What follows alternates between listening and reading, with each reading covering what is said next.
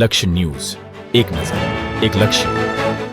પાટણ જિલ્લાના સમિત તાલુકાના બાષ્પા ગામે ભંગારના વાડામાં લાગી ભીષણ આગ. પાટણ જિલ્લાના સમિત તાલુકાના બાષ્પા ગામે આજે એક ભંગારના વાડામાં ભીષણ આગ ફાટી નીકળતા સમગ્ર પથકમાં દોડધામ મચી ગઈ હતી.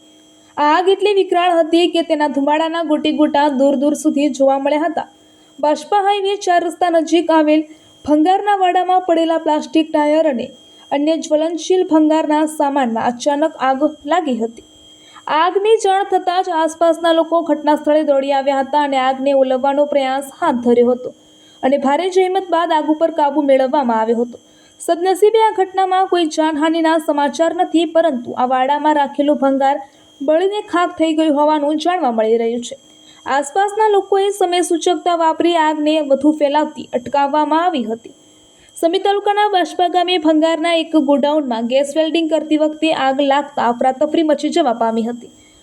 આગના કારણે ધુમાડાના ગોટેગોટા દૂર દૂર સુધી દેખાતા આજુબાજુના લોકો પણ ઘટના સ્થળે દોડી આવ્યા હતા અને પાણીનો છંટકાવ કરીને આગ ઉપર કાબુ મેળવવાનો પ્રયાસ હાથ ધર્યો હતો.